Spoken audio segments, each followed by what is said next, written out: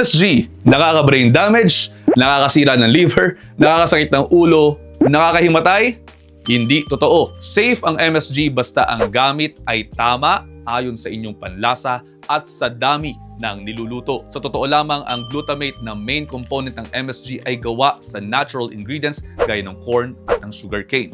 Ginagamit ito ng katawan natin para makagawa ng energy at ng amino acids na kinakailangan ng cells. Majority ng glutamate na galing sa pagkain ay nagagamit agad ng ating bituka at atay. Yung kaunting glutamate na nasa bloodstream, hindi rin umaabot sa utak dahil sa harang na tinatawag na blood-brain barrier. Isa pa, 2018 pa lamang tanggal na ang MSG sa International Classification of Headache Disorders. Ang sabi ng International Headache Society, walang sapat na ebidensya na nakakasakit ng ulo ang MSG. Ang sigurado, ang safety ng MSG ay affirmed by the US FDA, WHO at iba pang regulatory bodies all over the world. Ulitin ko po, safe ang MSG. Mai-enjoy ninyo ang pagkaing masarap at malasa, low in sodium pa. Kaya naman huwag matakot sa MSG. Partner natin ito para mas pasarapin at gawing healthy ang mga lutuin.